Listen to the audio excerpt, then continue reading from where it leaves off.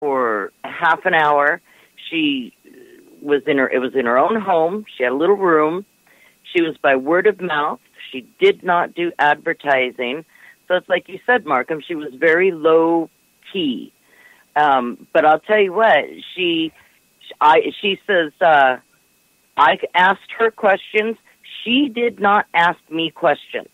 She did not probe me. And that was one of the cues to myself that, this is the real deal, because she did not ask me anything. She says, you asked me any kind of questions, and then, of course, I was leery about how I said it to her and not to give her any information. And she came off and told me the nickname that my dad used to call me when I was little.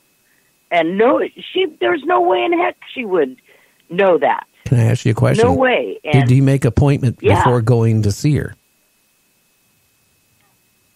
I say that again. Did you make an appointment to go see her, or did you just walk in cold? I contacted her through somebody else that went to see her. So yes, I did make an appointment. Okay, and did that person that you knew, did they know much about you? No, she was actually an employee of mine, so she didn't know me personally.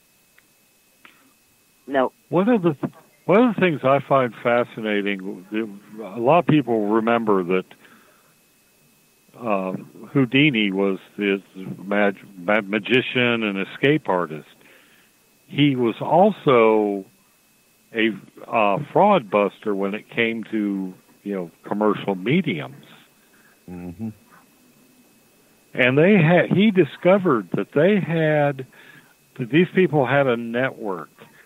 They would find, so say somebody rich had a son that died in the trenches of World War I.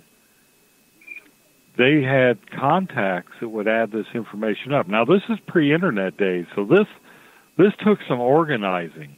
But he discovered that they had sort of like this black book that you move to town, you come into town to do your dog and pony show, somebody within the network would hand you the black book. It says, okay, the Beckwiths lost their son in the Son Valley during this offensive.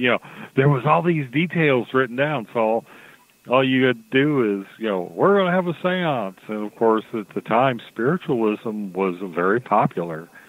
So these people would show up, and, of course, this fraud medium would be saying, well, I'm getting a message from your son Leonard who died. They would have all these details. It would look like they were getting it out of the ether when they had studied it. And it wasn't, every town, every big city, and face it, these people went where the money was. These fake psychics and fake mediums, they went where they knew the money was. And they went where their network of contacts had the information. Mm-hmm. And I don't think now that was back where people barely had telephones in their homes. Now you got the internet. Right. Is there anybody out there that you couldn't, if you wanted to, dig around, find out as many details as you needed to go in and look like you had the answers? Well, you can do a background check easy enough on anyone. With social media, I'm Facebook. not aware that I have ever told anybody my father's nickname for me. But right. I don't know I can't think of every post I have done, every email I have done right. since 1996 when I began to experience the internet. Right. Somebody who is determined, and that's how they make their living, they're going to have, I'm sure that there's somewhere out there, either on the dark web or, within a network of people, and a search algorithm. You put in somebody's name and a known address, and it knows how to scan for, keywords. I'm sure there's a way to do that. But isn't there? I'm not tech savvy enough to do it, but I can imagine with all the information that's out there on the net, he called me blah, blah, blah, LOL. there's got to be a way to search that information. I'm sure a lot of these people are doing it. Yeah, but don't most And of I them... do believe that. I do believe that there's a lot of them that are just in for the fame, the popularity, and, to make the money. But I also really, truly believe that there are people that are born with gifts to do this. I do too. I mean, I'm coming off Yep. as a hardcore scientist. Coop knows my story. I've had paranormal crap happen to me, things that didn't fit, that didn't come out of a textbook and don't have any place in that textbook, but they were real. So Yep. I'm willing to... But they were real. To give this stuff the benefit of the doubt because nobody's a believer until it happens to them. But can I ask you a question? It's easy to be a skeptic and tell somebody they're crazy until you have that epiphany. You have that one experience that it's like, oh my God, this stuff is real. But you know what? Everybody has that. Once you have that, you're a little more... But I mean, I think, there's there's some popular characters out there that I really believe have made their millions by preying on the gullibility of fools. There's certain famous channelers out there. And I mean, a lot of times push comes to shove, what they talk is all generalities. And if you press them, they basically, tell you to sit down and shut up. In an authoritative, Atlantean warrior's voice type of thing, hint, hint. And, I have a hard time believing in those kind of people. But doesn't everybody have something, okay? I have had dreams like where I had a dream that I'm going to go somewhere, I'm going to go into a situation, and then all of a sudden it happens. Everybody has that. I think some people might have it more, but mediums to sit there every day to talk to different people and come up with these answers all the time. Again, it's key words, like it's so easy. If you knew who was in the audience and you all of a sudden picked those people, like knowing what they look like ahead of time or whatever, you can do research who their father was or their mother was or their sister was, and just mention their name or come close to it. And I've watched some of these ones that they weren't even accurate on their name. They'll say 2-3 different names, and then the person, the mark, will say, yeah. And at that point, they'll believe anything at that point.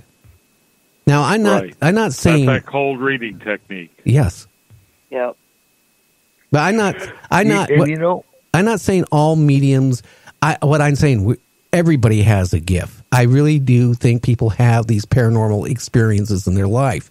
But the ones like I was saying, like the lady who's made a lot of money being on all these TV shows, talk shows, writing books about it, and then comes out and flatly lies, like saying, I solved the Casey case. Well, you know what? I talked to that police department. She didn't do it. Again, the information was right there. A postman saw the baby body, and that's how it was found. And she tried taking credit for it.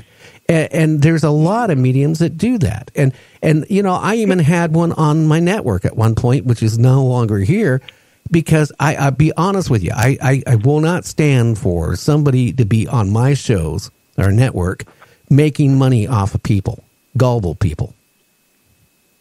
Right. And, Markham, coming from our resident scientific skeptic, I always remember the first astral case we did at his house, which made him go from there's no such thing as astral to Tony. I will say I didn't believe in astral. I'm just saying this is in the Coop and I's early. I mean, it was very early in our relationship. I think it was before the first time I came out and spoke at your conference, even. And when a person calls you, and this is what happened. I was having issues here. I think I was under attack. Yeah. And I reached out to Coop through Facebook, and he called. The long story short, I get a call about 45 minutes after all this is said and done from a guy who describes my bedroom in a house where, at this point, I have never posted any pictures of this, and I have since looked on Google to see if there were any images that the previous owners posted about this house. I couldn't find them. The man describes a portal opening up in the second closet in my, I've got 2 closets in my main bedroom, and starts describing a room he's never seen and what he did, and you close the portal. And what's more, I find out the guy that's describing my bedroom so accurately is blind. Okay, faced with that. Okay, so that was. If I was hoodwinked, that was the very best, well-constructed hoodwink ever. I choose to believe that I had a legitimate psychic visitor or a legitimate astral visitor in my home. Yeah, that was Charles. That was back when Charles was on the team, and yes, he was blind, physically blind, but could see an astral. And yeah, I see damn well an astral. Now, can I butt in here? Can I give out the phone number and maybe we can try take a question from a listener? Yeah, sure. Go ahead. Okay, if you want to call in and ask a question to the scientists here, you can call in at 1-253-203-6681. 1-253-203-6681, and we'll put you on. I just do that in the Spreaker chat room.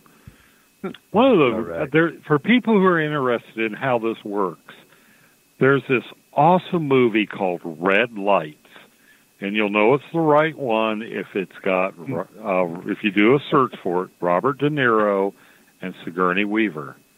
In this movie, they take on psychics, and I don't want to give it away, but it actually, this is what here's our proof that this happened, and it was refuted in a very logical, realistic way, and you actually see how some of these scammers do the scam in this movie. Mm-hmm. But that's not all it's about. It's really, if you ever get a chance, if you ever see it, it used to be on Netflix, but I'm not sure where it is now. But it's called Red Lights. Awesome for anybody who's a psychic investigator to watch, because the people that help write the script and some of the, their sources were psychic investigators. And you see how they saw things faked out and made to look real. It's awesome movie. Just it's almost like a lesson that you don't realize was a lesson until it's all said and done. That's the best kind of learning, where you don't know you're learning anything. How old of a movie is it, Markham? Oh, let me do a quick. People take for granted being able to you hit a search engine and find knowledge that you used to have to go to a library, or you used to actually have to leave your house. Yeah, I mean, my God, my dad and I were arguing about something the other day, and it was like, well, wait a minute, I got the entire world's database of knowledge sitting here in my lap. Hang on a second. Red Lights came out in 2012. Okay. Oh, okay. It's got Cillian Murphy, which people probably know from the M. Night Shyamalan movie, The Village. It's got Robert De Niro and Sigourney Weaver. That it's really one of those low budget. That I'm sure it didn't cost billions to make, but it is one of the best, low medium budget movies I think I've ever seen. Okay, we got a caller on Robert De Niro and Sigourney Weaver. We got a caller on the line. I heard somebody interviewed a famous actor one time. He says, "We do the Hollywood crap to pay the bills. Right. We do the indie stuff because we get to exercise our craft. It's not so much with a lot of these people when they do the indie films. It's not so much the money; it's they're getting to, be a character